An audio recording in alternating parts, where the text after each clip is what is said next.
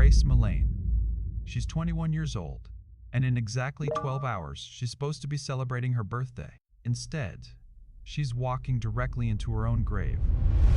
She thought she was swiping right on a dream date, but she actually just signed her own death warrant, and what the security cameras captured next is a nightmare no one saw coming. Grace had graduated from the University of Lincoln just months earlier with a degree in advertising and marketing. Like many young graduates, she decided to take a gap year before diving into the corporate world. She wanted to see the world, to experience life beyond textbooks and lecture halls. For 6 weeks, she'd been exploring South America, sending photos and messages to her parents, David and Gillian, back in Wickford, England. Her brothers, Declan and Michael, watched her adventures unfold through social media posts filled with laughter and wonder. Grace was living her dream. On November 20th, she arrived in New Zealand, planning a 2-week exploration of the land of the long white cloud. She traveled to the Upper North Island, her Instagram feed filling with breathtaking landscapes and happy selfies. On November 30th, she reached Auckland, the city of sails. Grace was a solo traveler, but she wasn't lonely. Like millions of young people around the world, she had downloaded Tinder, the popular dating app. She wasn't necessarily looking for romance, just casual companionship. Maybe someone to grab a drink with or explore the city alongside. That's when she matched with him. He seemed nice enough through messages, charming, friendly. He agreed to meet her for drinks on December 1st, the evening before her birthday. Grace was excited. She took photos of herself getting ready, her smile bright, her eyes full of life. She sent one final message to her family, a picture of a Christmas tree at Sky City, glowing against the Auckland skyline.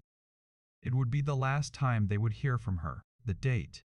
At 5:05 p.m., security cameras captured Grace walking along Victoria Street in Auckland's central business district.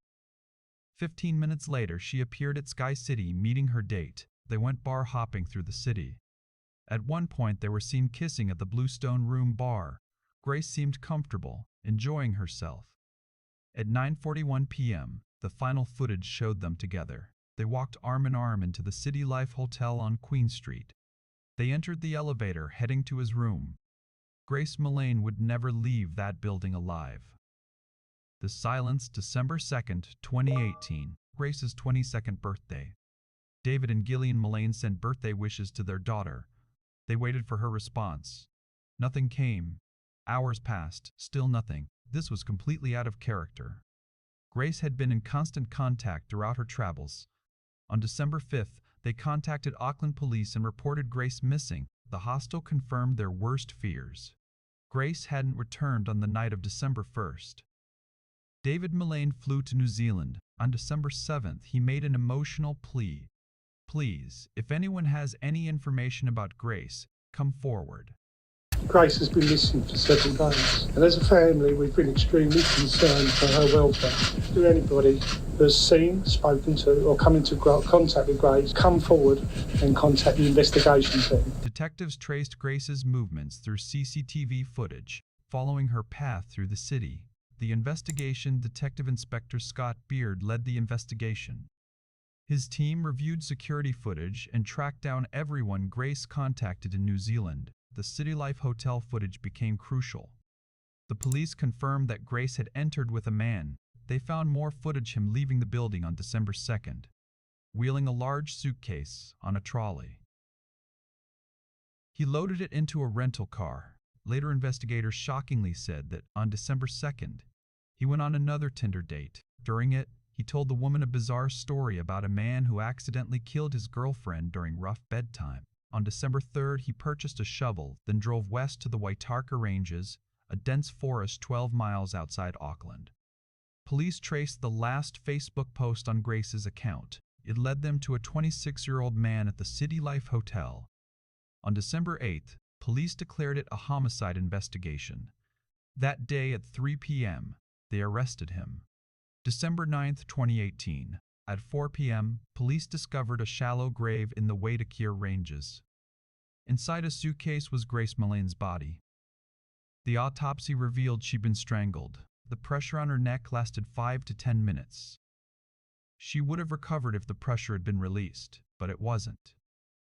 The investigation revealed disturbing details. After killing Grace, he had taken photographs of her dead body and watched pornography while she lay lifeless in his room. His internet searches: flesh-eating birds. Are there vultures in New Zealand? The hottest fire. Large bags near me. And Waitakere ranges. He had cleaned his apartment with bleach, purchased the suitcase to transport her body, and rented a carpet cleaning machine. Then, within 24 hours of the murder, he calmly went on another date. On December 10, 2018, he appeared in Auckland District Court charged with murder. New Zealand courts granted him name suppression. He pleaded not guilty on January 16, 2019. The trial began November 4, 2019. 7 women and 5 men served on the jury. The defense claimed Grace's death was accidental, the result of consensual rough sex gone wrong. The 50 Shades defense. He claimed consensual choking and unintended death, but Crown Solicitor Brian Dickey systematically dismantled this claim. Evidence showed he strangled Grace for 5 to 10 minutes, far beyond consent. They revealed his history of violence against women.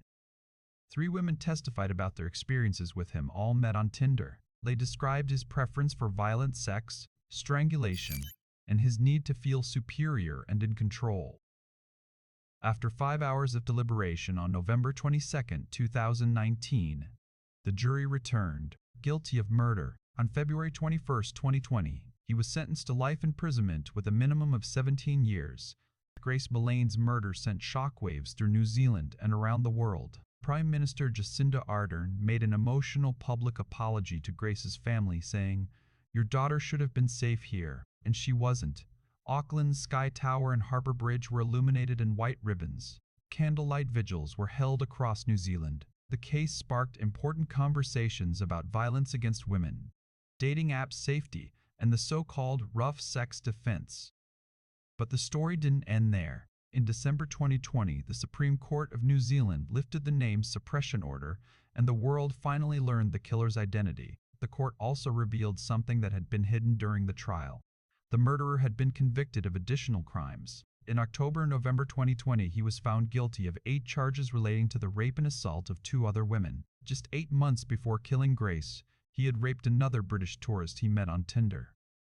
She came forward after recognizing him in media coverage of the trial. He had also subjected a former partner to months of emotional, financial, and physical abuse, including attacks with a weapon and threats to kill. The man who murdered Grace Millane was a serial predator who had used Tinder to find vulnerable victims. The killer revealed. His name is Jesse Shane Kempson. He was 26 years old when he murdered Grace Millane.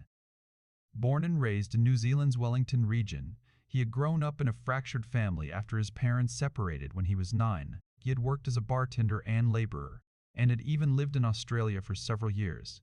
To those who didn't know him well, he might have seemed ordinary, but Kempson had a dark history of lying, telling exaggerated stories about having cancer or being a professional athlete. More importantly, he had a pattern of violence against women that went undetected for years. Grace Millane couldn't have known any of this when she swiped right on his Tinder profile. She couldn't have known that the charming man buying her drinks would become her killer. She couldn't have known that agreeing to go back to his hotel room would cost her everything. Today, Jesse Shane Kempson sits in Auckland prison, serving his sentence for murdering Grace Millane and assaulting 2 other women. He has appealed his convictions multiple times, but every appeal has been rejected. Grace Millane's family continues to honor her memory. Her father, David, has said, "Grace was taken away from us in the most brutal fashion, and our lives and family have been ripped apart." Grace's story has become a rallying cry for change, inspiring documentaries, books, and movements calling for the elimination of the rough sex defense and better protections for women against dating violence. She was supposed to celebrate her 22nd birthday exploring the beautiful landscapes of New Zealand. Instead, her story became a stark reminder that sometimes the greatest danger isn't the adventure itself. It's the people we trust along the way. There are still so many questions left unanswered in this investigation. Could the truth still be out there? Your theories often shed light on details I might have missed, so let's discuss them below. Make sure to like and subscribe if you want to uncover the truth. Next week, we're looking into a case that's even more chilling, so don't forget to turn on notifications. I'll see you in the next one.